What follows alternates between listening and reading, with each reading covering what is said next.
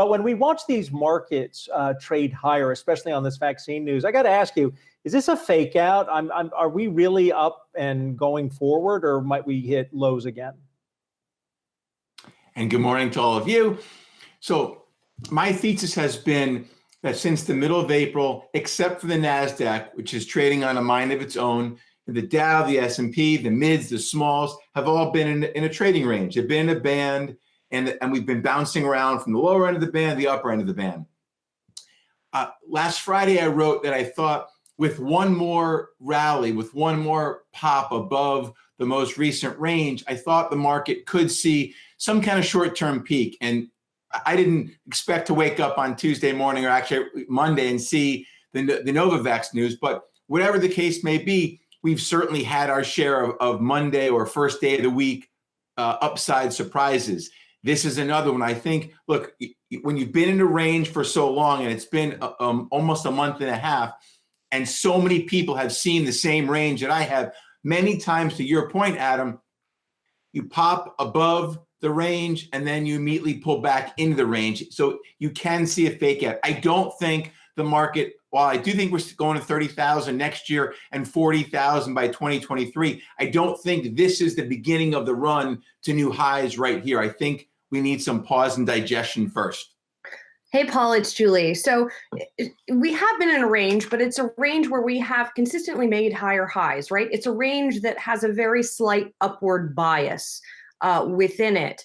And so I'm curious if, looking at things like vaccine development news, like economic data, I mean, today we got new home sales, for example, that came in better than estimated, consumer confidence that came in better than estimated. So on a fundamental basis, is that upward bias justified? Things are less bad. If you notice, Julie, every really bad economics report, markets screamed higher, which is pretty amazing in and of itself, because I've said this so many times.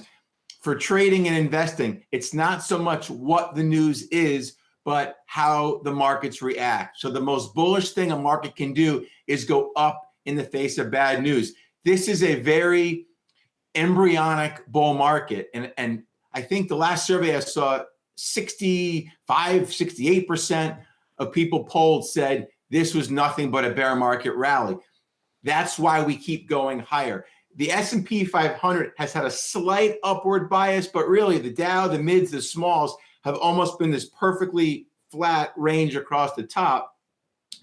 Is it justified? Sure. I mean, you know, I think this will be the only lockdown of the entire economy we see the rest of our lives. I think a lot of things were learned, and I do not believe we will ever have a nationwide lockdown again, given what we learned. So if you think some semblance of the economy will get back to normalcy, some, a third, a quarter, 40%, you have to, the key is divide your investments into the haves and the have-nots. The haves, like technology, absolutely ripped off the bottom.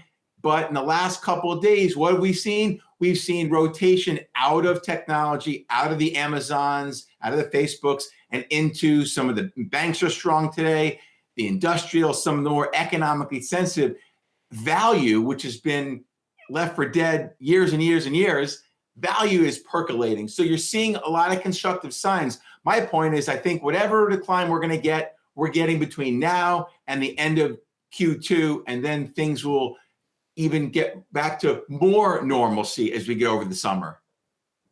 Pauline Esperet here, and as you talk about getting over through the summer, what do you see the biggest risk going forward? Is it a vaccine not coming through by the end of the year? Would it be China-U.S. relations? Would it be the outcome of the elections? What do you see as being the biggest risk? Boy, and there's a lot there that we may have to worry about. Look, so you have the smartest people on the face of the earth all working towards a vaccine. I would bet an awful lot of money, at least one entity will have a vaccine by Q1 of 2021. So I don't think that's the news will be back and forth on who has what. The China thing, it's an election year. I think this is just saber rattling from Donald Trump to generate some more enthusiasm from his base because he can't have those big rallies. To me, the biggest risk is a less percent of the people in the country will go out and spend money. I think that's what I'm most, and frankly, because I'm probably a little more cautious than most in my habits. And so I always look and see what everyone else is doing around me. I think that's the biggest risk, is that less than whatever number, 2/3, half, 40% actually go back to restaurants and social scenes and retailers and actually spend their money. So the other stuff would be secondary. So Paul, boil this down. When you talked about value percolating, and you also talk about the have-not sectors should lead in the next rally, going forward, which are those sectors? Where do you see? I heard you mention banks. Is it financials or is it something else? Yeah, that's right. So I want to be clear. The have-nots are the ones that have the most risk. Things like airlines and hotels and cruise ships, et cetera.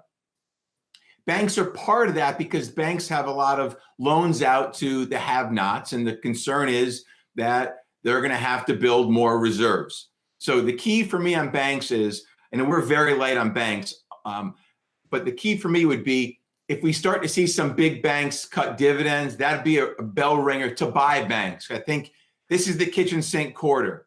So those are the ones where I'd want to get involved. I'm not going to buy the cruise lines. I'm not. And in a lot of the have-nots, I'll only look at best in breed, the strongest have-not, like JP Morgan. In the airline space, I don't love the airlines. I've railed on them with you guys time and time again, but the strongest airline is Delta. So if you have to look at the have-nots, look at the best in breed. Don't go out on a limb and hope to hit 1,000% gain in some beaten down stock to $2.